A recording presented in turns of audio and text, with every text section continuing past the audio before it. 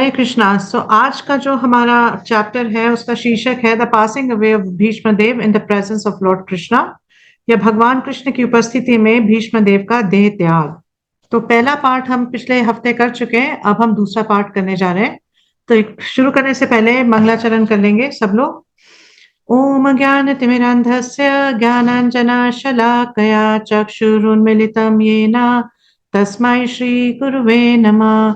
श्रीचैतन्यमनोभीष्टं स्थापितं येन भूतले स्वयं रूपः कदा मह्यं ददाति स्वपदान्तिकम्। वन्देऽहं श्रीगुरौ श्रीयुतपदकमलं श्रीगुरून् वैष्णवांश्च श्रीरूपं साग्रजातं सहगण रघुनाथान्वितं तं सजीवं साद्वैतां सावधूतं परिजनसहितं कृष्ण चैतन्य देवं श्रीराधा कृष्णा पदान् सहगण ललिता श्री विशाखान्वितांश्च। हे कृष्ण करुणा सिंधु दीनबंधु जगतपते गोपेश गोपिका कांत राधा कांत नमोस्तुते।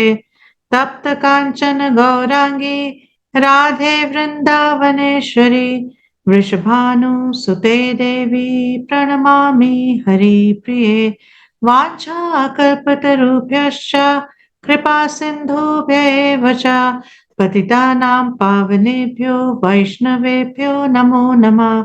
जय श्री कृष्ण चैतन्य प्रभु नित्यानंद श्री अद्वैत गदाधर श्रीवासादि गौर भक्त वृंदा। हरे कृष्णा कृष्णा कृष्णा हरे हरे, हरे राम राम राम हरे हरे। नमो विष्णुपादाय कृष्णप्रेष्ठाय भूतले श्रीमते भक्ति वेदांत स्वामिनिति नामिने। नमस्ते सरस्वते देवे गौरवाणी प्रचारिणे निर्विशेष शून्यवादी पाश्चात्य देश तारिणे।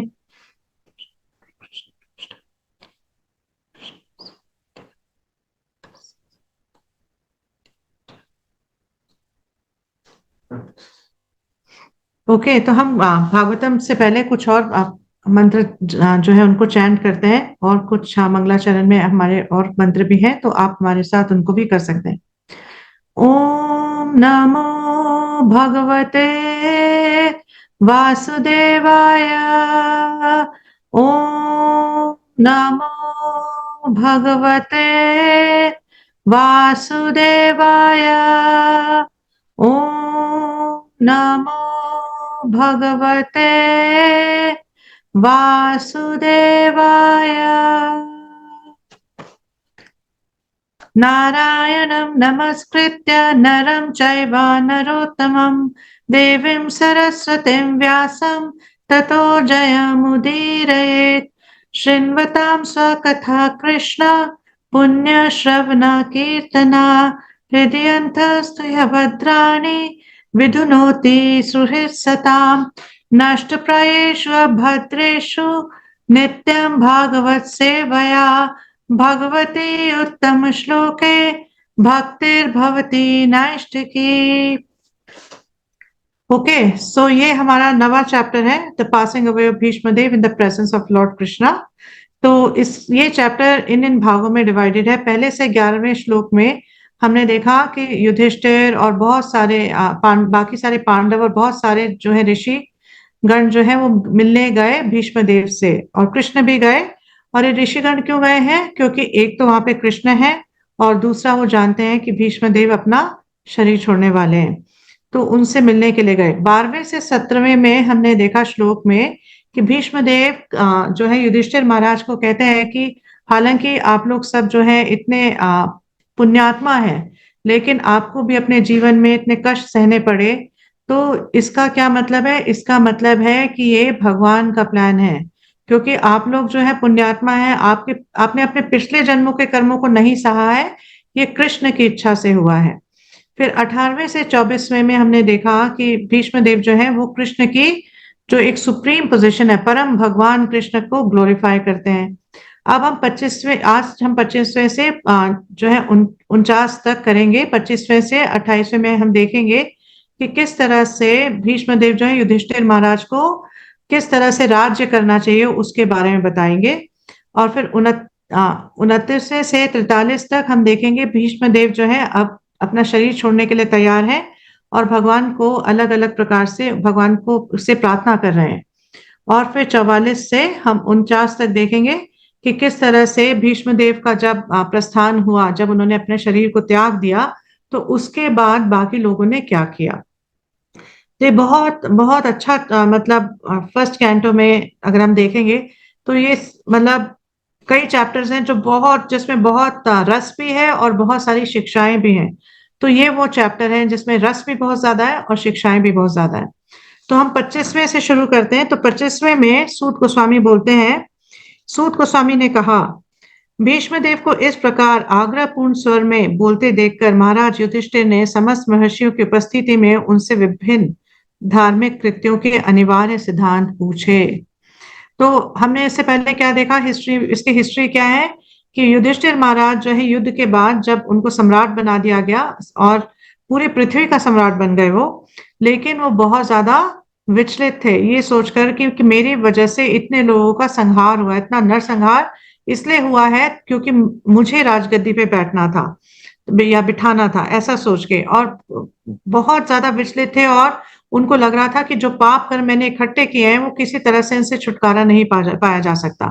तो कृष्ण जो है वो उनको समझाने की कोशिश करते हैं, लेकिन वो कृष्ण से नहीं समझते। व्यासदेव समझाने की कोशिश करते हैं, व्यासदेव से नहीं समझते। तो हमने डिस्कस किया था कि ऐसे कैसे हो सकता है कि अगर भगवान किसी को कुछ समझाना चाहे और वो व्यक्ति उसको ना समझे, क्योंकि भगवान ने स्पेशली ये पूरी सिचुएशन क्रिएट की है किसलिए, ताकि युधिष्ठिर महाराज जो है अपने प्रश्न किससे पूछ सके, भीष्म देव से पूछ सके। और आज हम देखेंगे, प्रभा जी हमें बताएंगे कि उसका क्या कारण है कि भगवान ऐसा क्यों चाहते थे। तो प्रभा जी अपने तात्पर्य में बताते हैं श्लोक के कि भीष्म देव जो है आप युधिष्ठिर महाराज को ये बता रहे हैं कि मैं बहुत जल्दी अपना शरीर छोड़ने वाला हूँ। और युधिष्ठिर महाराज जो है, कृष्ण उनको क्या कर रहे हैं, इंस्पायर कर रहे हैं। हाँ, कृष्ण उनको इंस्पिरेशन दे रहे हैं कि आप अपने प्रश्न जो है भीष्म देव से पूछिए। तो अब जो है युधिष्ठिर महाराज जो है अपने प्रश्न भीष्म देव से पूछना शुरू करेंगे। तो क्यों ऐसा, भगवान ने क्यों युधिष्ठिर महाराज को इंस्पायर किया, तो प्रभुपाद जी बताते हैं कि भगवान का जो भक्त है उसकी जो पोजीशन है, इतने सारे वहां पे ऋषि मुनि हैं इकट्ठे हुए हैं, तो भगवान ने ये नहीं कहा कि युधिष्ठिर तुम इस ऋषि से पूछो या इससे पूछो। भगवान क्या इंस्पायर कर रहे हैं कि आप भीष्म देव से पूछो, क्योंकि भगवान के भक्त की जो पोजीशन है हर किसी भी ऋषि या मुनि से ऊपर है। भगवान जो है भक्ति योगी से सबसे ज्यादा प्रसन्न होते हैं और उनके साथ भगवान का सबसे ज्यादा गाढ़ संबंध होता है। तो 6 चैप्टर के एंड में भगवद गीता में भगवान क्या बताते हैं, योगी नामत्पि सर्वेशा मत गतिनांतर आत्मना, कि सारे जितने भी प्रकार के योगी हैं, जितने भी प्रकार के लोग हैं जो अलग अलग प्रकार के योग करते हैं, अलग अलग प्रकार के अनुष्ठान करते हैं, उसमें मुझे सबसे प्रिय कौन है, जो कि अपना मन मुझ में लगा देता है, यानी कि भक्ति योगी भगवान को सबसे ज्यादा प्रिय है। तो भगवान यहाँ पे इसीलिए भगवान ने सिचुएशन अरेंज की है कि भगवान एक तो ये प्रूव करना चाहते हैं कि मेरा जो भक्त है उसकी पोजीशन जो है जितने भी ऋषि मुनि है वहां पे उनसे ऊपर है। और हम देख सकते हैं कि भीष्म देव की कैसी परिस्थिति है, किस पे लेटे हुए हैं, बाणों की शैया पे लेटे हुए हैं। और मतलब कितना, आप सोचिए कितना कितना मुश्किल होगा ऐसे लेटना, है ना। तो अलग अलग प्रकार का कष्ट भी हो रहा होगा भीष्म देव का। तो ऐसे में कौन व्यक्ति जो है जिसका जो कि सही से किसी बात का उत्तर दे सके। लेकिन भगवान कृष्ण अपने अपने इस पूरे प्लान से ये दिखाना चाहते हैं कि भगवान का जो भक्त है वो अंत समय तक उसका जो मन है वो विचलित नहीं होता। उसके शरीर को कितना ही कष्ट क्यों ना मिल रहा हो, उसका जो मन है वो पूरी तरह से भगवान में लगा रहता है और पूरी तरह से स्थिर रहता है। तो ये भी दिखाना चाहते हैं भगवान कि मेरा भक्त जो है किसी भी परिस्थिति में एक तो ना मुझे भूलता है और उसका जो मन है हर समय कैसा रहता है, पूरी तरह से मुझ में फिक्स रहता है। तो हम इसका लाइव एग्जाम्पल श्री प्रभुपाद जी के जीवन से भी देख सकते हैं। जो प्रभुपाद जी के अंतिम समय पे जो अंतिम 2 हफ्ते का समय था, तो प्रभुपाद जी ने पानी के सिवाय सब कुछ लेना छोड़ दिया था। और बिल्कुल अगर आप कभी देखेंगे उन फोटोज को तो प्रभुपाद के शरीर में जरा भी मांस नहीं बचा था, बिल्कुल एकदम हड्डी के हो गए थे, ऐसा लग रहा था हड्डियों का ढांचा है जैसे।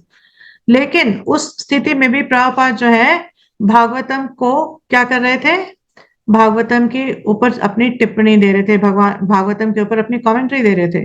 हाँ, ट्रांसलेट कर रहे थे भागवतम को। तो कैसे होता था कि प्रभुपाद लेटे हुए हैं बिस्तर पे, और जो उनके भक्त, उनके जो डिवोटी हैं, डिसाइपल्स हैं, जो उनके शिष्य हैं, वो प्रभुपाद जी को जो है श्लोक पढ़ के सुनाते थे, और वो श्लोक सुन के प्रभुपाद जी उसका ट्रांसलेशन देते थे और उसके बाद उसका तात्पर्य बोलते थे। तो हम देख सकते हैं कि ऐसी स्थिति में भी जो भक्त है वो पूरी तरह से, उसका जो मन है पूरी तरह से सचेत है, वो किस ऐसी स्थिति में विचलित नहीं होता। ऐसा नहीं है कि भूल जाता है और उसकी स्थिति ऐसी हो जाती है कि अब उसको समझ नहीं आ रहा क्या हो रहा है, ऐसा नहीं होता है। भगवान की कृपा से अंत समय तक एक जो शुद्ध भक्त है उसका मन भगवान में लगा रहता है, मन पूरी तरह से उसका जो है कंट्रोल रहता है, फिक्स रहता है। अब 26वें में देखते हैं कि 26वें में क्या हो रहा है। 26वें में सूत गोस्वामी कंटिन्यू कर रहे हैं कि महाराज युधिष्ठिर के पूछे जाने पर भीष्म देव ने सर्वप्रथम व्यक्ति की योग्यताओं के अनुसार जातियों का वर्गीकरण यानी कि वर्ण तथा जीवन के आश्रमों का वर्णन किया। फिर उन्होंने क्रमबद्ध रूप से निवृत्ति तथा प्रवृत्ति नामक दो उपखंडों का वर्णन किया।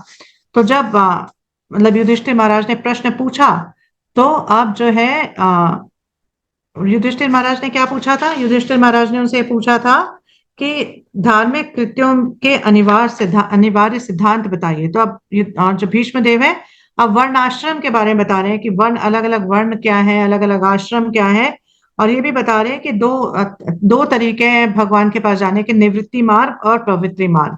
तो उसके बारे में भीष्म देव अब चर्चा कर रहे हैं। तो प्रभुपाद अपने तात्पर्य में बता रहे हैं कि भीष्म देव जो है चार वर्ण और चार आश्रमों के बारे में बता रहे हैं। हाँ, तो ये वर्ण आश्रम का कॉन्सेप्ट क्यों है वैदिक सोसाइटी में, वैदिक समाज में? ये वर्ण आश्रम का कॉन्सेप्ट इसलिए था ताकि अपने वर्ण में रह के अपने आश्रम की जो ड्यूटीज हैं उनको पूरा करके एक व्यक्ति जो है धीरे धीरे इस रियलाइजेशन पे पहुंचे कि मैं वास्तविकता में भगवान का सेवक हूँ, मेरा भगवान के साथ एक अंतरंग संबंध है, और मेरा शाश्वत रूप क्या है भगवान की सेवा में। तो और ये जो भौतिक जीवन का जो बंधन है उससे मुक्त हो सके। तो इसलिए वर्णाश्रम जो है वैदिक सोसाइटी में वर्णाश्रम का ये रोल था। तो बेसिकली कि एक जो सभ्य पुरुष है, सभ्य मनुष्य है, वो किस तरह से अपने अपने मनुष्य जीवन को सही तरीके से चला सके और अंततः सही जो लक्ष्य है उसकी प्राप्ति कर सके। तो इसमें बताया गया है कि जो भीष्म देव हैं, प्रपद बताते हैं कि 9 क्वालिफिकेशंस दी, कि हर मनुष्य के लिए 9 क्वालिफिकेशंस बहुत जरूरी है। पहला है नॉट टू बिकम एंग्री, कि क्रोध से वंचित रहना। सेकंड है नॉट टू लाई, कि कभी भी असत्य नहीं बोलना। तीसरा, टू इक्वली डिस्ट्रीब्यूट वेल्थ, कि मतलब हर किसी में जो भी मतलब वेल्थ है, हाँ, जो पैसा है या ऐश्वर्य है, वो बराबर से बांटना। और चौथा, टू फॉरगिव, कि हर किसी को क्षमा करते हुए चलना, क्षमाशील बनना। पांचवा, कि मतलब अपने बच्चों को to beget children only by one's legitimate wife, कि अपनी पत्नी से ही संतान की उत्पत्ति करना। छठा, to be pure in mind and hygienic in body, कि मन से शुद्ध होना और शरीर को भी शुद्ध रखना। सात, not to be inimical towards anyone, कि किसी के प्रति शत्रुता का भाव नहीं रखना। आठवां, टू बी सिंपल, कि सरल रहना मतलब कॉम्प्लिकेटेड नहीं, कि मन में कुछ चल रहा है, बाहर कुछ है, अंदर कुछ है, ऐसे नहीं, बिल्कुल सरल, जो अंदर है वो बाहर है। नवा, to support servants and subordinates, कि जो हमारी सेवा में है उनका ध्यान रखना, उनको उनको उनका पालन करना। ये जो है 9 प्रिंसिपल्स हैं। ठीक है। उसके बाद भीष्म देव और भी बोलते हैं, फिर बताते हैं अलग अलग वर्णों के बारे में। तो अलग अलग वर्ण क्या है? ब्राह्मण है, क्षत्रिय है, वैश्य है और शूद्र है। तो ब्राह्मण जो है उनके लिए सबसे ज्यादा जरूरी है कि अपने जो इंद्रिय हैं उन पे कंट्रोल रखना, मतलब इंद्रियों को संतुलन में रखना, इंद्रियों को बिल्कुल कंट्रोल में रखना। तो इसलिए बताया जाता है कि ब्राह्मण जो है उसको उसकी इंद्रियां जो है हमेशा बिल्कुल कंट्रोल में रहती है। ऐसा नहीं कि उसको उत्तेजित करने वाली कोई भी मतलब परिस्थिति आए तो वो उत्तेजित हो जाए, वो अपने आप पर संयम रखता है। फिर क्षत्रिय के लिए बताया गया है कि क्षत्रिय के लिए दान देना, मतलब क्या है, क्षत्रिय क्या करते हैं, राजा जो होते हैं वो टैक्स कलेक्ट करते हैं, है ना, टैक्स कलेक्ट करते हैं और उस टैक्स को कलेक्ट करके फिर सबके लिए मतलब फैसिलिटी क्रिएट करते हैं और लोगों को दान देते हैं, दान में देते हैं। और राजा को दान कभी भी एक्सेप्ट नहीं करना चाहिए। जो एक क्षत्रिय है वो दान देता है, कभी भी एक्सेप्ट नहीं करता। फिर उसके बाद ये भी बताते हैं कि जो मतलब क्षत्रिय कौन है, ऐसा व्यक्ति जिसमें ये क्षमता हो कि वो दूसरे की रक्षा कर सके। उनके अंदर ये मतलब भाव होता है कि हम कैसे दूसरों की रक्षा करें, कैसे दूसरों की परिस्थिति को थोड़ा आसान करें। तो भीष्म देव कहते हैं कि जो डरपोक लोग होते हैं वो क्षत्रिय नहीं होते और उनको कभी भी ऐसी पोजीशन नहीं देनी चाहिए जिससे कि वो राज्य कर सके। मतलब जो डरपोक है, हाँ, और डर जाते हैं और मतलब डर की वजह से अलग अलग गलत डिसीजन ले लेते हैं, तो ऐसे व्यक्तियों को कभी भी मतलब राजगद्दी नहीं देनी चाहिए या किसी भी लीडरशिप की पोजीशन नहीं देनी चाहिए। फिर वैश्य लोगों के बारे में बताते हैं कि वैश्य जो है वो क्या करते हैं, वो काउस को प्रोटेक्ट करते हैं, मतलब गाय गौ रक्षा करते हैं। तो गौ रक्षा करते हैं और इसका क्या मतलब हुआ कि दूध का प्रोडक्शन देखना, और मतलब दूध से बने हुए प्रोडक्ट्स की प्रोडक्शन देखना, और एग्रीकल्चर मतलब खेती बाड़ी करना, ये सब एक वैश्य का धर्म है। तो जैसे कि क्षत्रियों के ऊपर जिम्मेदारी है कि अपने जो जनता है उसकी संरक्षण करना, वैश्यों पे जिम्मेदारी होती है कि पशुओं की संरक्षण का पशुओं का संरक्षण करना। और फिर शूद्र जो है, शूद्र का जो रोल है वो ये है कि वो सारे बाकी जो तीनों वर्ण हैं उनकी सेवा करना। तो कौन से वर्ण, वैश्य, क्षत्रिय और ब्राह्मणों की सेवा करना, ये शूद्र है। तो बस उतना करने मात्र से ही क्या होता है, क्योंकि वैदिक सोसाइटी है तो जो मास्टर है, उनका जो मालिक है, वो पूरी तरह से इस व्यक्ति का संरक्षण करता है, पूरी तरह से इसकी सारी जरूरतों का ध्यान रखता है। और मतलब उसको कभी भी खाने की कमी नहीं होती, उसके पास कोई भी जो जरूरी चीजें हैं उसकी कभी भी कमी नहीं होती। तो प्रॉपर बताते हैं कि आजकल के टाइम में हम देखते हैं कि यहाँ स्ट्राइक हो रही है, वहां स्ट्राइक हो रही है, ये लोग कुछ गलत बोल रहे हैं, वहां कुछ गलत हो रहा है। वो किस लिए होता है, क्योंकि जो लेबरर हैं, जो मतलब लेबर क्लास के लोग हैं, उनके जो मतलब उनके जो उनको संतुष्टि नहीं प्राप्त हो रही है, उनकी जो जरूरतें हैं वो पूरी नहीं हो रही, इस वजह से अलग अलग प्रकार से एजिटेशन हो रहा है। तो फिर पापा जी बताते हैं कि वर्णाश्रम धर्म का जो पर्पस है, जो रीजन है, वो क्या है, वो है कि धीरे धीरे कैसे लोग मनुष्य जीवन के वास्तविक लक्ष्य तक पहुंचे। तो जो मेन पर्पस है वो क्या है कि एक व्यक्ति के अंदर ज्ञान और वैराग्य की उत्पत्ति हो। तो the main purpose of ashram dharma is to awaken knowledge and detachment। तो ये बताते हैं कि आश्रम धर्म का ये मेन पर्पस है। और आश्रम कौन कौन से हैं, आश्रम है ब्रह्मचारी आश्रम, उसके बाद गृहस्थ आश्रम, उसके बाद वानप्रस्थ आश्रम, और उसके बाद संन्यास आश्रम। तो इन सबको आश्रम किस लिए कहा गया है, क्योंकि ये सारे के सारे जो आश्रम है, ये इसलिए आश्रम बोले जा रहे हैं क्योंकि सारे के सारे स्पिरिचुअल हैं। मतलब इनमें से कोई भी आश्रम ऐसा नहीं है कि जिसमें इंद्र तृप्ति फ्रीली अलाउड हो। क्या है, हर अगर जैसे गृहस्थ आश्रम में थोड़ी सी इंद्र तृप्ति अलाउड है, बाकी तीनों आश्रम में इंद्र तृप्ति ज्यादा अलाउड नहीं है, बस गृहस्थ आश्रम में थोड़ा सा कंसेशन है, लेकिन वो भी शास्त्रों के अनुसार। ऐसा नहीं है कि कुछ भी हम कर सकते हैं, कैसे भी कर सकते हैं। तो वैदिक सोसाइटी में ऐसा नहीं था। तो और ये बताया जाता था कि ब्रह्मचर्य का जीवन, ब्रह्मचारी मतलब कि बच्चा जो है गुरुकुल में जाता है और वहां पे ब्रह्मचर्य का जीवन बिताता है, और वहां पर उसको ये शिक्षा मिलती है कि कैसे अपने इंद्रियों को कंट्रोल में रखना है। कैसे अपने इंद्रियों को कंट्रोल में रखना, और कैसे जो है अपने गुरु की सेवा करनी है, और जीवन के लक्ष्य को समझना है।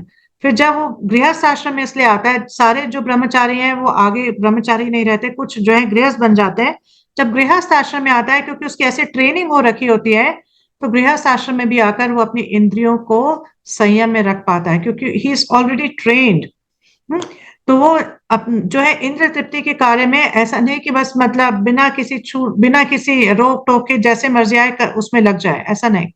तो इंद्र तृप्ति अगर करता है गृहस्थ आश्रम में, तो शास्त्रों के अनुसार, जो शास्त्रों में अलाउड है उस हिसाब से इंद्र तृप्ति करता है। और फिर वानप्रस्थ आश्रम में क्या होता है कि जब गृहस्थ आश्रम से, जब एक व्यक्ति वानप्रस्थ आश्रम में जाता है तो वो अपने परिवार से दूर रहने लग जाता है और कोई भी उसका जीविका का साधन नहीं होता।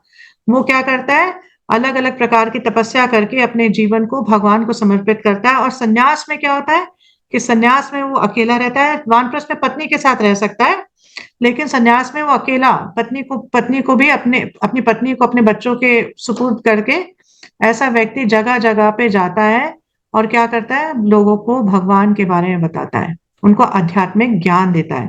तो भीष्म देव यहाँ पे बता रहे हैं कि आश्रम धर्म जो है उसका मेन पर्पस है कि ज्ञान और वैराग्य की उत्पत्ति। अब हम देखते हैं 27वें श्लोक में क्या होता है। 27वें श्लोक में सूत गोस्वामी बता रहे हैं कि भीष्म देव ने उसके बाद क्या बताया। तो भीष्म देव ने यह बताया कि तब उन्होंने दान कर्मों, राजा के राज्य विषयक कार्यकलापों तथा मोक्ष कर्मों का की खंडवार व्याख्या की। फिर उन्होंने स्त्रियों तथा भक्तों के कर्तव्यों का संक्षेप में विशद रूप से वर्णन किया। हम्म, तो क्या किया उन्होंने, उन्होंने ये बताया कि मतलब किस तरह से दान देना चाहिए एक राजा को, और क्या क्या एक्टिविटीज हैं जो एक राजा को करनी चाहिए। और किस तरह से मोक्ष धर्म, मतलब कैसे, मतलब ऐसे काम करे जैसे कि वो उसे भी जो है अल्टीमेट गोल प्राप्त हो मनुष्य जीवन का, और उसकी जो भी जो उसकी प्रजा है उनको भी मोक्ष प्राप्त हो। और फिर उन्होंने बताया कि जो स्त्रियां हैं, हाँ, उनका क्या रोल है, और जो भक्त हैं उनका क्या रोल है। तो प्रभा जी अपने तात्पर्य में बताते हैं कि एक गृहस्थ का जो मेन फंक्शन है वो है दान देना, क्योंकि बाकी तीनों जो आश्रम है उनमें कमाई का कोई साधन नहीं होता। सिर्फ गृहस्थ आश्रम में कमाई, एक व्यक्ति कमाता है, तो गृहस्थ आश्रम का जो मेन फंक्शन है वो है दान देना। हम्म और फिर प्रभा जी बताते हैं कि एक ब्रह्मचारी को क्या करना चाहिए, अलग अलग प्रकार के यज्ञ करने चाहिए। और एक गृहस्थ को दान देना चाहिए। और जो वानप्रस्थ है, हाँ, उसको क्या करना चाहिए, उसको अलग अलग प्रकार के ऑस्टेरिटीज करनी चाहिए, मतलब अलग अलग प्रकार से तपस्या करनी चाहिए और पेनेंस करना चाहिए। अपने जीवन को मतलब बहुत ऐसे बिना किसी इंद्र तृप्ति के अपने जीवन को बिताना चाहिए। और सन्यास में क्या है कि ये सब ऑस्टेरिटीज, तपस्या तो है ही, लेकिन भगवान के नामों का भी उसको प्रचार करना चाहिए। सो प्रभा जी बताते हैं कि मतलब एक ब्रह्मचारी जीवन में जब प्रॉपर ट्रेनिंग होती है तो उसको ये समझ में आ जाता है एक व्यक्ति को कि सारा कुछ जो है भगवान की संपत्ति है। उस कोई भी संपत्ति उसकी स्वयं की नहीं है, जो कुछ भी है वो भगवान की है। और इसीलिए जब वो उसके बाद गृहस्थ आश्रम में जाता है तो उसको दान देने में कोई भी दिक्कत नहीं होती, क्योंकि उसको समझ में आ जाता है कि सारा कुछ भगवान का ही है। भगवान ने यहाँ पे मुझे यूज करने के लिए दिया है, लेकिन ultimately everything belongs to the Lord. तो उसको फिर चैरिटी देने में या दान देने में दिक्कत नहीं आती। तो कैसे होता है, तो प्रपाद इसका एक बहुत अच्छा उदाहरण देते हैं कि जो जितनी भी नदियां होती हैं वो जो है एक समुद्र से अपना पानी खींचती हैं। कैसे कि समुद्र से जब पानी इवेपोरेट होता है, जल जो है, हाँ, इवेपोरेट होता है, तो फिर बादल बन के वर्षा होती है, तो ये जो जितनी भी नदियां हैं उनमें पानी आता है।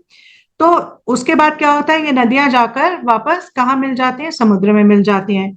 तो इसी तरह से जो जो कुछ भी हमारे पास क्षमता है, जो कुछ भी हमारे पास संपत्ति है, ये सब भगवान की है। तो हमें क्या करना चाहिए कि उसको भगवान की सेवा में लगाने की कोशिश करनी चाहिए।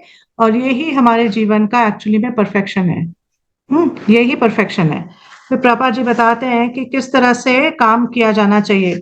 तो बताते हैं कि जो कुछ भी हम करते हैं, जैसे कि भगवान 27वें श्लोक में कहते हैं 9वें अध्याय के कि यत करोषि यदश्नासि यद जुहोसि ददासि यत तप तत् तप कप तपस्वसी कौन्तेय। मेरे दिमाग से बिल्कुल निकल गया। हाँ, तो मतलब भगवान ये बताते हैं कि जो भी आप यज्ञ करो, जो भी आप कर्म करो, किस लिए करो, जो भी तप करो, उन सबको मुझे ऑफर करो। मुझे ऑफर करो। तो यहाँ पर प्रभा जी इसी को कोट के करके कह रहे हैं कि किस तरह से कार्य करना चाहिए। हमें कार्य इस तरह से करना चाहिए कि हम जो भी करें भगवान को ऑफर करते हुए करें, जो भी दान दे भगवान की सेवा में दान दे। तो इस तरह से जब हम अपनी एनर्जी को, अपनी जो शक्ति है उसको हम इस तरह से अगर यूटिलाइज करते हैं, तो हम अपने आप को जो ये भौतिक का जो इन्फ्लुएंस है, भौतिक जगत का जो इन्फ्लुएंस है, हाँ, यह जो भौतिक जगत के कलमश है उनसे बचा पाएंगे। ठीक है। फिर पापा जी बताते हैं कि राजधर्म क्या है। राजधर्म जो है, जो हम नॉर्मली यहाँ पे आजकल के टाइम में देखते हैं, मॉडर्न डिप्लोमेसी, वो राजधर्म नहीं है। तो राजधर्म का क्या मतलब है कि जो राजा है वो टैक्स कलेक्ट तो करते हैं, लेकिन ऐसा नहीं है कि मतलब जो नहीं दे पा रहा उसको भी देना पड़ेगा, इसको भी देना पड़ेगा, ऐसा नहीं है। कि जो दे पा रहा है उससे टैक्स कलेक्ट करते हैं, और फिर क्या करते हैं, अलग अलग अनुष्ठान करते हैं कि उन वो पूरा का पूरा टैक्स का पैसा किस तरह से जो प्रजा है उनको फैसिलिटीज देने में लगे। अलग अलग प्रकार की उनको फैसिलिटी दी जाती है। ये फैसिलिटी सिर्फ इसलिए नहीं होती कि किस तरह से वो भौतिक जगत में सुखी रह सके, बट इसलिए भी होती है कि वो अपने मनुष्य जीवन का सुधार किस प्रकार से कर पाए और अल्टीमेटली जो मनुष्य जीवन का लक्ष्य है उसकी प्राप्ति कर सके। तो प्रभा जी बताते हैं कि आजकल जो है हम देखते हैं कि मतलब टैक्स जो है, जो नॉर्मली हम देखते हैं कि हर कंट्री में क्या होता है कि टैक्स कलेक्शन में ज्यादा ध्यान रहता है, और वो टैक्स कलेक्ट करके क्या क्या करते हैं, अपने अपनी तिजोरियां भरते हैं। लेकिन एक आइडियल राजा, एक वैदिक सोसाइटी में जो राजा है, जो राजधर्म है, उसके अनुसार ऐसा नहीं होना चाहिए। हाँ, तो बताते हैं प्रभुपाद जी कि धर्म शास्त्रों के हिसाब से एक राजा उन दिनों में रूल किया करता था। और वो धर्मशास्त्र के बारे में उसको कैसे पता चलता था कि उसके एडवाइजर्स होते थे, उसको सलाह देने वाले होते थे, जो ब्राह्मण होते थे, जो इन सारे शास्त्रों में पारंगत होते थे। तो वो ऐसे राजा को अलग अलग प्रकार से बताते थे कि अब आपको क्या करना चाहिए, अब एक राजा का क्या धर्म है। हम्म, तो इस तरह से बताते थे। फिर प्रभा जी बताते हैं कि मतलब कि टैक्स का क्या लॉ होता था। तो टैक्स का ये लॉ होता था कि एक राजा को एक चौथाई जो भी, मतलब उस टाइम तो ऐसा होता था कि जो भी एग्रीकल्चर प्रोडक्शन है, जो भी खेती हुई है, तो एक चौथाई लेने का अधिकार था कि वो अपना, वो एक चौथाई जो है उसका हिस्सा राजा ले लेता था। और फिर उसके बाद वो क्या करता था, वो सारी प्रजा को सुखी रखने के लिए उसका इस्तेमाल करता था। तो कोई भी व्यक्ति टैक्स देते टाइम ऐसे नहीं सोचता था कि मतलब हम कैसे चोरी कर लें, कैसे हम इस स्थिति में आ जाएं कि हमें टैक्स ना देना पड़े, क्योंकि वो देख सकते थे कि राजा जो है टैक्स लेके हमारी ही भलाई के लिए यूज कर रहा है। तो इसलिए कोई भी मतलब ग्रजिंगली टैक्स नहीं देते थे। हाँ, बहुत मतलब अपना कर्तव्य समझकर ये कर को दिया जाता था। फिर पापा जी बताते हैं कि हमारी जो अलग अलग प्रॉब्लम्स हैं उनसे कैसे छुटकारा पाया जाए। तो जैसे पापा जी बताते हैं कि अगर किसी व्यक्ति को गुस्सा आ रहा है तो उसको क्या करना चाहिए। हाँ, तो भीष्म देव क्या बता रहे हैं कि एक व्यक्ति जिसको गुस्सा आ रहा है उसको क्षमाशील बनना चाहिए। अगर आप क्षमाशील बनेंगे तो आप गुस्से पे काबू कर पाएंगे।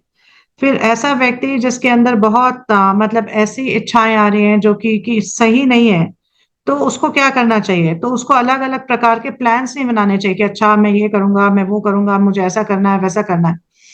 फिर तीसरा जो है कि अगर कोई व्यक्ति, उसको बहुत नींद आती है, तो अपने नींद को कैसे काबू कर सकता है, स्पिरिचुअल कल्चर से। इसका क्या मतलब है, इसका ये मतलब है कि अगर स्पिरिचुअल कल्चर का क्या मतलब है कि समय पे सोना, हाँ, समय पे उठना, उठ के भगवान की सेवा में लगना, तो ये होता है स्पिरिचुअल कल्चर। तो अगर कोई व्यक्ति अगर प्रॉपरली स्पिरिचुअल कल्चर में लगा है, सही टाइम पे सो रहा है, सही टाइम पे उठ रहा है, तो इस तरह से वो अपनी निद्रा पे विजय प्राप्त कर सकता है। और फिर पापा जी बताते हैं कि भीष्म देव ने क्या कहा कि by tolerance only can one conquer desires and Everest. तो इसका क्या मतलब है कि अगर कोई व्यक्ति अगर उसमें सहनशीलता हो, हाँ, तो वो क्या कर सकता है, अपने डिजायर्स को भी सहन करना पड़ता है। हमारी लाइफ में हमारे को बार बार 100 इच्छाएं आती हैं, ये इच्छा, वो इच्छा, अब ये करने की इच्छा, वो करने की इच्छा। तो अगर हम हर इच्छा के पीछे भागते चले जाएंगे तो हम पागल हो जाएंगे, हम और कुछ कर नहीं पाएंगे। तो यहाँ पर भीष्म देव क्या बताते हैं कि सहन करना सीखना चाहिए। और एवरेज का क्या मतलब है कि मतलब ये डिजायर कि मैं और ज्यादा लक्ष्मी जो है कलेक्ट कर सकूं, मेरे पास और संपत्ति आ जाए, इसको एवरेज कहते हैं। तो एक व्यक्ति को ऐसे डिजायर्स को सहन करना आना चाहिए। ठीक है, फिर भीष्मदेव बताते हैं और प्रभुपाद अपने तात्पर्य में इसके बारे में चर्चा करते हैं कि मतलब अलग अलग प्रकार से अलग अलग प्रकार से जो रोग आते हैं, तो रोग आते हैं तो उन पे विजय कैसे प्राप्त की जा सकती है? उन पे विजय प्राप्त करी जा सकती है अगर कोई व्यक्ति मतलब ध्यान से रेगुलेटेड तरीके से जो है भोजन करे। ये नहीं कि मतलब जैसे आयुर्वेद में बताया जाता है कि जितनी भूख है उससे 50% खाना चाहिए। ये नहीं कि पूरा पेट फुल तक भर लेना चाहिए, 50% खाना चाहिए, 25% पानी होना चाहिए और 25% स्पेस होनी चाहिए, हवा स्पेस होनी चाहिए पेट में। तो इस तरह से रेगुलेटेड डाइट और सही सही मतलब संतुलित आहार खाने से एक व्यक्ति अलग अलग प्रकार के रोगों से बच सकता है। फिर क्या बताया कि आत्म संयम से झूठी आशाओं से मुक्त हो सकता है। कि मतलब अगर आदमी आत्म संयम रखे तो अलग अलग प्रकार की जो झूठी आशा होती है ना, तो हमें लगता है कि काश ऐसा हो जाए, काश वैसा हो जाए। अगर अपने ऊपर आपका संयम है तो आप ये सब ऐसा आप जो है ना ख्याली पुलाव नहीं बनाओगे। आपके ऊपर अगर आप अपने ऊपर संयम रखते हो तो। हम्म और फिर क्या बता रहे हैं भीष्मदेव कि कुसंगति से बचकर धन संग्रह किया जा सकता है। कि अगर आप कुसंगति में नहीं हो तो आप धन धन जो है आप उसको सेव कर सकते हो। लेकिन अगर बैड एसोसिएशन में हो तो वो क्या करेंगे, आपको जुआ खेलने के लिए ले जाएंगे, आपको शराब आदि की लत लगा देंगे, हाँ, या गलत चीजों में आपको पैसा जो है आपसे खर्च करवाएंगे। तो कुसंगति में अगर आप नहीं हो तो जो धन है उसका संग्रह किया जा सकता है। और योग करके एक व्यक्ति अपने एक व्यक्ति जो है भूख पर नियंत्रण कर सकता है योग करके। क्योंकि योग करने से क्या होता है, जो हमारे शरीर में अलग अलग प्रकार के प्राण वायु हैं ये बैलेंस हो जाते हैं। तो जब बैलेंस हो जाते हैं तो आप जो है जो भूख है उस पर कंट्रोल कर पाओगे। और फिर क्या बता रहे हैं, उसके बाद बता रहे हैं कि नश्वरता का ज्ञान होने से संसारिकता से बचा जा सकता है। क्या कि अगर कोई व्यक्ति ये जानता है कि सब कुछ यहाँ पे जो है क्या है, इम्परमानेंट है, मतलब कि कोई भी चीज यहाँ पर हमेशा के लिए रहने वाली नहीं है। तो ऐसा अगर उसको पूरी तरह से समझ में आ जाता है तो संसारिक चीजों में नहीं फंसता। और फिर क्या बता रहे हैं कि मतलब जल्दी उठने से क्या हो सकता है, जल्दी उठने से आलस्य को जीता जा सकता है। और तथ्यों के निर्धारण से झूठे तर्क को समाप्त किया जा सकता है। कि तथ्य अगर दिए जाए प्रॉपरली, जो फैक्ट्स हैं उनको बताया जाए, तो जो झूठी आर्ग्यूमेंट्स होते हैं, झूठे झूठे जो तर्क होते हैं, उनसे छुटकारा पाया जा सकता है। और बहुत बोलने की जो आदत है, वाचलता जो होती है, उसको किस तरह से उस पर कंट्रोल किया जा सकता है? गंभीरता से और मौन के द्वारा। ये भी एक बीमारी है कि बहुत बोलने की इच्छा, बहुत बोलना, हाँ। फिर क्या है, by prowess one can avoid fearfulness. हाँ, कि क्या करा जा सकता है, भय को पराक्रम से जीता जा सकता है। अगर किसी व्यक्ति में पराक्रम है तो भय को काबू कर सकता है। और perfect knowledge can be obtain by self cultivation. तो क्या स्वाध्याय द्वारा पूर्ण ज्ञान की प्राप्ति संभव है? तो अगर हम स्वाध्याय करते हैं तो पूर्ण ज्ञान हमें मिल सकता है। अब देखते हैं कि 28 इसके और प्रपात जी इसके तात्पर्य में और क्या बताते हैं। फिर ये बताते हैं कि क्या है कि स्त्रियों की क्या स्थिति है। तो प्रपात जी बताते हैं कि भीष्मदेव क्या बता रहे हैं युधिष्ठिर महाराज को, कि स्त्रियां जो है एक जो पुरुष है, पुरुष है उसके उनकी प्रेरणा स्रोत है, उनको प्रेरणा देती हैं। और अगर देखा जाए तो स्त्रियां जो है वो पुरुष से ज्यादा बलवान होती हैं, शारीरिक तौर से नहीं बट किस तरह से, इमोशनल तरीके से ज्यादा बलवान होती हैं। और बहुत मतलब पावरफुल, जो बहुत शक्तिशाली पराक्रमी योद्धा भी हैं, वो भी स्त्रियों के कब्जे में आ जाते हैं, उनके कंट्रोल में आ जाते हैं। और और किस तरह से स्त्रियां जो है इनको कैप्चर करती हैं, ये अपना लज्जा, लज्जा के द्वारा इनको कैप्चर करती है। तो लज्जा जो है एक स्त्री का बहुत बड़ा मतलब एक बहुत बड़ा वेपन है। हम्म और पापा जी कहते हैं कि जब ये लज्जा छूट जाती है तो क्या होता है, स्त्रियां क्या हो जाती है, व्यभिचारी हो जाती हैं, दे स्टार्ट परफॉर्मिंग एडल्ट्री। तो इसलिए स्त्री के लिए लज्जा बहुत जरूरी है। उसको मतलब लज्जा उसका एक गहना है। फिर प्रभा जी बताते हैं कि भगवान को प्रसन्न करने का क्या तरीका है। तो एक गृहस्थ को क्या करना चाहिए, घर में अर्चा विग्रह की स्थापना करनी चाहिए, डीटी को इंस्टॉल करना चाहिए। और इस डीटी की सेवा करने से, इस अर्चा विग्रह की सेवा करने से, और भक्तों की सेवा करने से, और भागवतम को पढ़ने से, और मतलब अपने घर को, आश्रम को एक मतलब धाम की तरह बनाने से, और भगवान का नाम जप करने से, ये तरीके हैं भगवान को प्रसन्न करने के। लेकिन एक गृहस्थ के लिए क्या बता रहे हैं भीष्मदेव कि उनको क्या करना चाहिए? उनको डीटी इंस्टॉलेशन करना चाहिए, उनको अपने घर पे विग्रह की स्थापना करनी चाहिए। अब 28वें में देखते हैं, तो 28वें में क्या कह रहे हैं? तत्पश्चात उन्होंने इतिहास से उद्धरण देते हुए विभिन्न आश्रमों तथा जीवन की अवस्थाओं के वृत्तिपरक कार्यों का वर्णन किया, क्योंकि वे इस उस सत्य से भली भांति परिचित थे।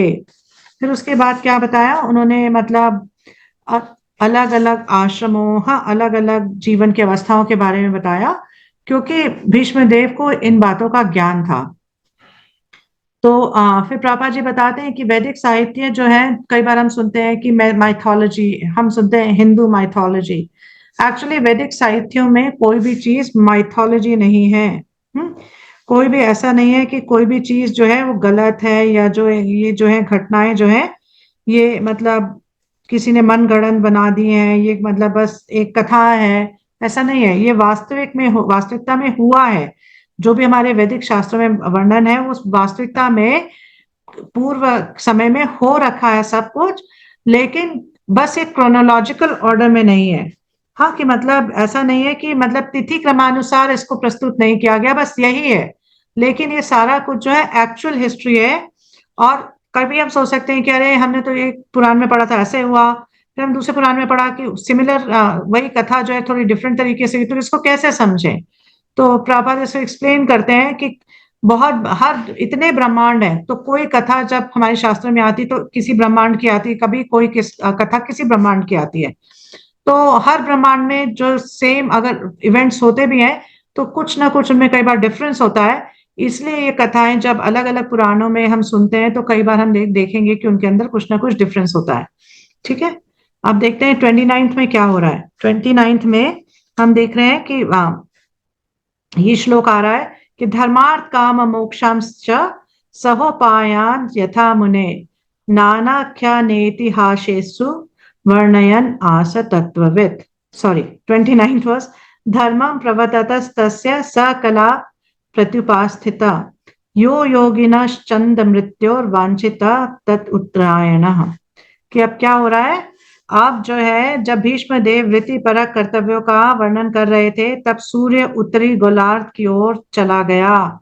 इच्छा अनुसार मरने वाले योगी इस अवधि की कामना करते हैं कि सूर्य क्या है? उत्तरायण हो गया। तो सूर्य उत्तरायण हो गया, तो अब भीष्म देव जो है अपना शरीर त्यागने के लिए तैयार हैं। तो सूर्य उत्तरायण किस दिन होता है? मकर संक्रांति वाले दिन जो है सूर्य उत्तरायण होता है। तो अब भीष्मदेव क्या, उन्होंने अब युधिष्ठिर महाराज को ज्ञान दे दिया है, उनको पैसिफाई भी कर दिया है। अब क्योंकि भीष्मदेव के पास इच्छा मृत्यु का वरदान है, तो अब वो अपना शरीर छोड़ने के लिए तैयार है। ठीक है। अब देखते हैं कि 30वें में क्या होता है। 30वें में सूत गोस्वामी बताते हैं कि तत्पश्चात वह व्यक्ति जो हजारों अर्थों से युक्त विभिन्न विषयों पर बोलता था, और हजारों युद्धों में लड़ चुका था, और हजारों व्यक्तियों की रक्षा कर चुका था, उसने बोलना बंद कर दिया। उसने समस्त बंधन से पूर्ण रूप से मुक्त होकर अन्य सभी वस्तुओं से अपना मन हटाकर अपने खुले नेत्रों से उन आदि भगवान श्री कृष्ण को पर टिका दिया, जो उनके समक्ष खड़े थे, जो चार भुजाओं वाले थे और जगमग करते हुए चमचमाते पीत वस्त्र धारण किए हुए थे। तो भीष्मदेव ने क्या किया कि हालांकि इतने महान योद्धा थे, अब उन्होंने सब कुछ उसके बारे में जो भी चर्चा करनी थी कर ली। अब उन्होंने बोलना बंद कर दिया और पूरी तरह से अपना दृष्टि किस पे लगाई? भगवान जो उनके सामने खड़े हैं। और चतुर्भुज रूप में खड़े हैं, क्योंकि वो रूप है जिससे जो भीष्मदेव जिसको देखना चाहते हैं। तो जिस जिस भी भक्त की जिस रूप से आसक्ति है, भगवान उसके सामने वही रूप प्रस्तुत करते हैं। तो भीष्मदेव के सामने भगवान अपना चतुर्भुज रूप प्रस्तुत कर रहे हैं। अब भगवान की तरफ वो देख रहे हैं, और पूरी तरह से उन्होंने ध्यान जो है भगवान पे लगा दिया। और भगवान के बारे में बताया जा रहा है कि भगवान ने क्या की, भगवान ने किस तरह के कपड़े पहने हुए? भगवान ने चमचमाते हुए पीत वस्त्र धारण किए हुए हैं, golden colored clothes he is wearing, yellow garments that glittered like gold. तो इस तरह से भगवान उनके सामने खड़े हैं। तो प्रभुपाद जी बताते हैं कि अंत समय पे क्या करना चाहिए। तो भीष्म देव से हमें बहुत बड़ी शिक्षा मिल रही है कि आज एक व्यक्ति जिसका अंत समय आ गया उसको क्या करना चाहिए। तो हालांकि भगवान जो है 8 चैप्टर 8वें अध्याय में भगवत गीता के बताते हैं कि किस तरह से एक व्यक्ति को अंत समय पे एक्ट करना चाहिए। तो भगवान बताते हैं अंत काले ही स्मरण मुक्ता, अंत काले ही स्मरण मुक्ता, अंत काले ही मामेवा स्मरण मुक्ता कलेवरम, है ना। तो क्या बताते हैं कि अंत काल में जो मेरा स्मरण करते हुए अपने शरीर को त्याग करता है वो मुझे प्राप्त करता है। हाँ ना। तो भगवान ने बता रहे कि हर किसी को क्या करना चाहिए अंत काल जब आने का टाइम, अपने मन को एकाग्रचित कर देना चाहिए किसमें, भगवान में। तो प्रभुपाद जी बता रहे हैं कि भीष्म देव जो है इतना ग्लोरियस एग्जाम्पल हमारे सामने सेट कर रहे हैं कि अगर और क्योंकि वो भगवान में अपना ध्यान लगा रहे हैं तो कोई डाउट ही नहीं है कि वो भगवत धाम जा रहे हैं। हालांकि भीष्म देव इतने उच्च कोटि के भक्त हैं कि उनका भगवत धाम जाना निश्चित है, लेकिन फिर भी वो दिखा रहे हैं अपने कार्यकलापों से कि एक भक्त को किस तरह से अपने शरीर का त्याग करना चाहिए। तो क्या कर रहे हैं, भगवान की तरफ देख रहे हैं और किसी चीज पे अब उनका ध्यान नहीं है। हाँ, आप वो क्या करें, आप बस सांस ले रहे हैं और भगवान की तरफ देख रहे हैं। और 30वें श्लोक में सूत गोस्वामी बताते हैं, शुद्ध ध्यान द्वारा भगवान श्री कृष्ण को देखते हुए वे तुरंत समस्त भौतिक अशुभ अवस्थाओं से तथा और तीरों के घाव से होने वाली शारीरिक पीड़ा से मुक्त हो गए। इस प्रकार उनकी सारी इंद्रियों के कार्यकलाप रुक गए और उन्होंने शरीर को त्यागते हुए समस्त जीवों के नियंता की दिव्य भाव से स्तुति की। तो क्या हुआ है, अब वो भगवान को देख रहे हैं तो जो कुछ भी मतलब कलमश थे, भौतिक कलमश थे, जो भौतिक अशुभ अवस्थाएं थी, सबसे वो पार हो गए। अब उनको जो है जो बाण चुभने से जो कष्ट हो रहा था शारीरिक, उस शारीरिक कष्ट से भी वो पूरी तरह से मुक्त हो गए। तो प्रभुपाद जी अपने तात्पर्य में बताते हैं कि कृष्ण सूर्य समा माया है अंधकार, जहां माया तहा नहीं, जहां कृष्ण तहा नहीं माया रा अधिकार। कि क्या है कि जहां कृष्ण है वहां माया का अधिकार नहीं हो सकता, जहां सूर्य है वहां पर अंधेरा नहीं हो सकता। तो इसी तरह से जैसे ही कृष्ण सामने आए और भीष्म देव कृष्ण की तरफ देख रहे हैं और उनपे अपना पूरा ध्यान केंद्रित कर रहे हैं, तो सारे भौतिक कलमश उनके उसी समय खत्म हो गए। सब कुछ मतलब अब कुछ उनके पास, उनके शरीर में, उनके मन में कुछ भी भौतिकता नहीं रही, सब कुछ खत्म हो गया क्योंकि उन्होंने अपना ध्यान जो है भगवान में लगा रखा है। ठीक है, अब 32वें में देखते हैं, हाँ 30वें में देखते हैं, सॉरी, हाँ 32वें में देखते हैं। तो 32वें में अब क्या हो रहा है, 32वें में सूत गोस्वामी बता रहे हैं कि भीष्म देव ने कहा, अभी तक मैं जो सोचता, जो अनुभव करता तथा जो चाहता था वह विभिन्न विषयों तथा वृत्तियों के अधीन था, किंतु अब मुझे उस परम शक्तिमान भगवान श्री कृष्ण में लगाने दो। वे सदैव आत्मतुष्ट रहने वाले हैं, किंतु कभी कभी भक्तों के नायक होने के कारण इस भौतिक जगत में अवतरित होकर दिव्य आनंद लाभ करते हैं, यद्यपि ये सारा भौतिक जगत उन्हीं के द्वारा सृजित है। तो क्या बता रहे हैं इसमें कि अब मेरे को क्या करने दो, मेरी जितनी भी, जो भी मेरी सोचने की शक्ति है, हाँ जो भी मेरी महसूस करने की शक्ति है, जो भी मेरी मतलब अनुभव करने की शक्ति है, उसको क्या करो, मैं अब उन सब शक्तियों को भगवान में लगाना चाहता हूँ। और ये भगवान कौन है, ये वो है जो आत्मतुष्ट हैं, इनको एक्चुअली किसी से कुछ भी लेने की जरूरत नहीं है, ये आत्मतुष्ट है। और क्या है, सात्व पुंगवे, क्या मतलब कि जो कि जितने भी भक्त हैं उनको सात्वत कहा जाता है, और सात्वत पुंगवे जो है कृष्ण को कहा जा रहा है कि जितने भी भक्त हैं उनके लीडर हैं।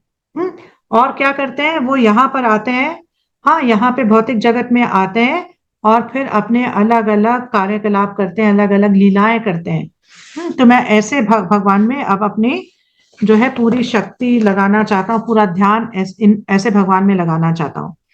तो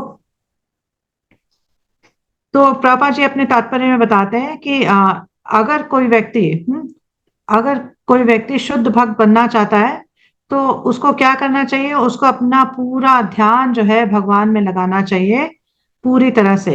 और फिर क्या बताते हैं कि कृष्ण क्यों आते हैं, कृष्ण आते हैं ताकि वो अपने शुद्ध भक्तों का उद्धार कर सके, उनको उनको क्या कर सके, उनको मतलब इस लेवल पे ले जा सके, उनकी भक्ति को इतना दृढ़ कर सके कि वो भगवत धाम लौटने के लायक हो जाए। और एक जो शुद्ध भक्त है वो किस तरह से एक्ट करता है, तो हम देख रहे हैं कि भीष्म देव के एग्जाम्पल से भी देख रहे हैं कि एक शुद्ध भक्त भगवान से कुछ नहीं चाहता, सिर्फ भगवान की सेवा करना चाहता है। तो भीष्म देव भी जो है उनके अब अंदर कोई और इच्छा नहीं है, कोई और इच्छा नहीं है।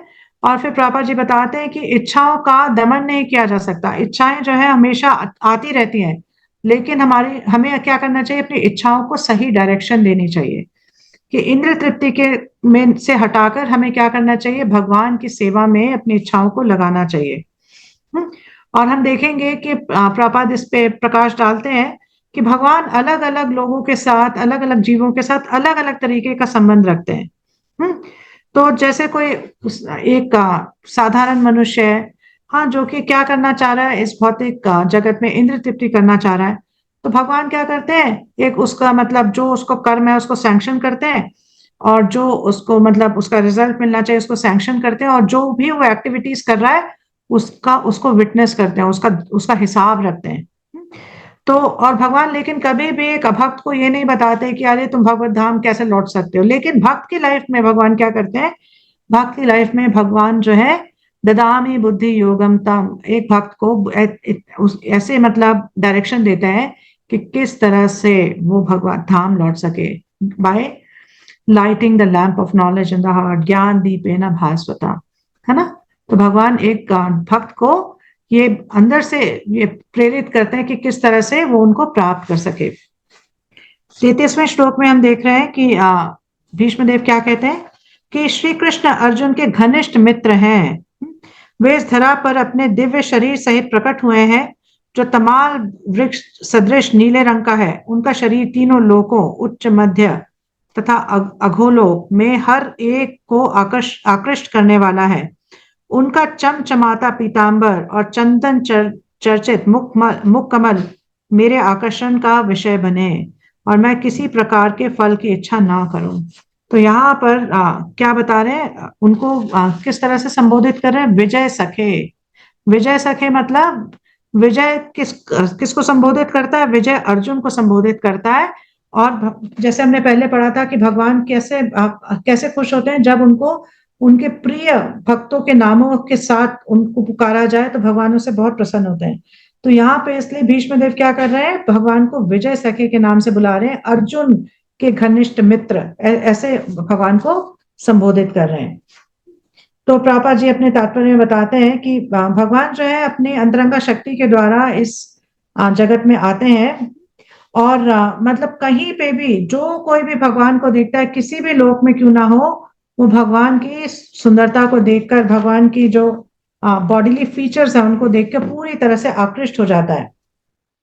और भीष्म देव जो है वो किस फॉर्म, भगवान के किस रूप से आकृष्ट है, तो भगवान के किस रूप से आकृष्ट है, पहले तो भीष्म देव क्या इच्छा कर रहे हैं कि मैं भगवान का जो पीतांबर धारी, पीले वस्त्रधारी जो भगवान है, और जिनका मुख कमल, उनका मुख कमल कैसा है, मतलब कमल के समान उनका मुख है, लोटस फेस, हाँ, उस पे मैं अपना ध्यान लगाना चाहता हूँ, उस पे अपना ध्यान लगाना चाहता हूँ। और जो कि मतलब जिसके आसपास बहुत सुंदर बाल हैं भगवान के, हाँ, तो ऐसे रूप पे ध्यान लगाना चाहता हूँ।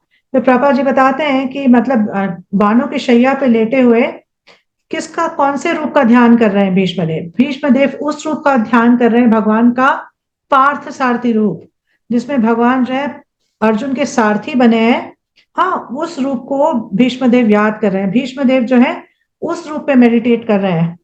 तो जब युद्ध चल रहा था, तो भीष्मदेव बार बार उनका उनका ध्यान कहाँ जा रहा था, भगवान के जो सुंदर वस्त्र हैं, हाँ, जो मतलब जो कि इतने आकर्षक हैं, चमचमा रहे हैं उनपे, और उस पे उनका ध्यान जा रहा था। और इसीलिए, और वो क्या देख रहे हैं कि भगवान वहां पे क्यों आए हैं, अर्जुन की सहायता करने के लिए आए हैं।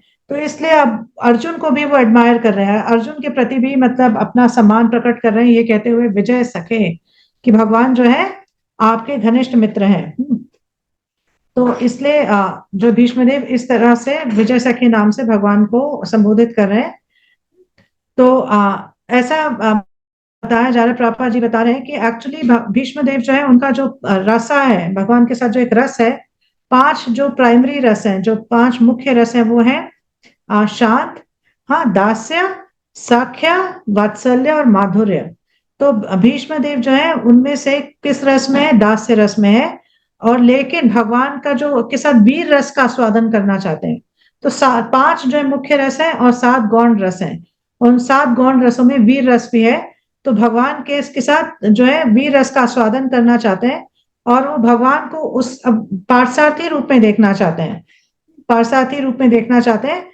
और फिर प्रभुपाद जी बताते हैं कि कई बार हम क्या देखते हैं कि जो लोग हैं वो कृष्ण भक्ति के नाम पे या कृष्ण कथा के नाम पे सीधे कहाँ पहुंच जाते हैं? रासलीला पे पहुंच जाते हैं। तो ये एक्चुअली जो उनके अंदर जो सेक्स डिजायर है उसका प्रतीक है ना?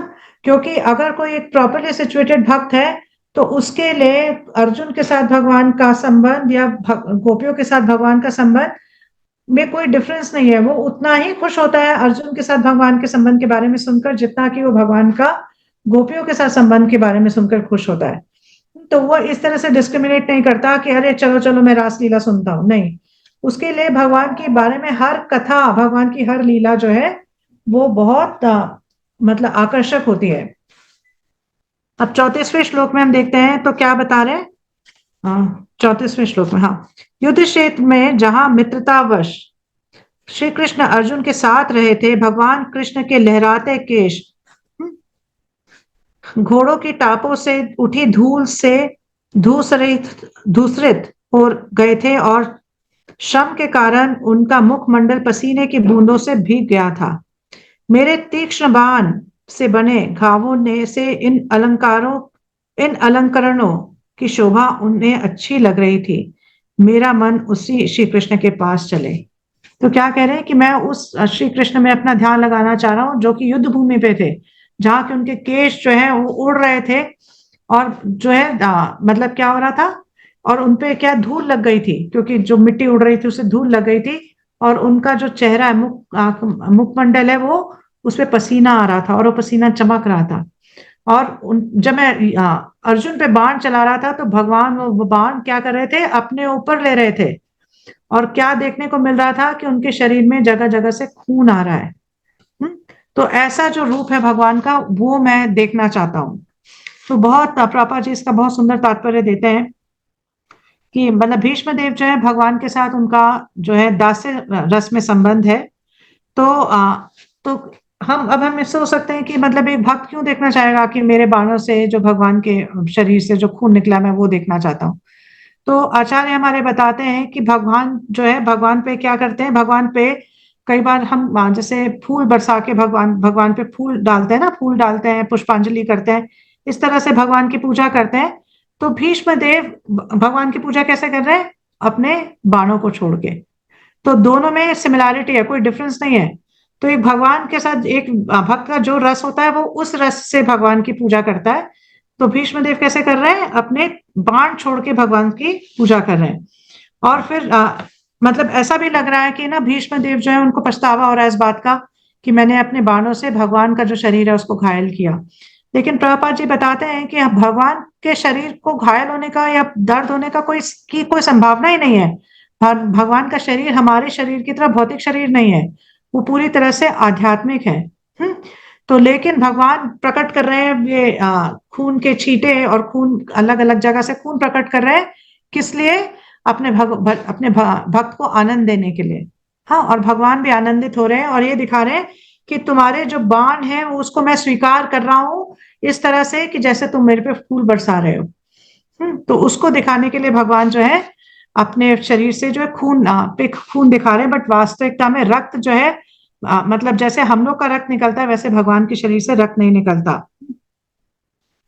और भीष्म देव जो है भगवान के जो विशेष अनुकंपा उन पे उसको उसको उसको सहार रहे हैं, उनको उसके बारे में बोल रहे हैं कि भगवान मेरे पे कितनी कृपा कर रहे हैं। हाँ, तो मतलब कि हालांकि मैंने भगवान पे बाण चलाए लेकिन भगवान मेरे को अंत समय पे दर्शन देने आए हैं।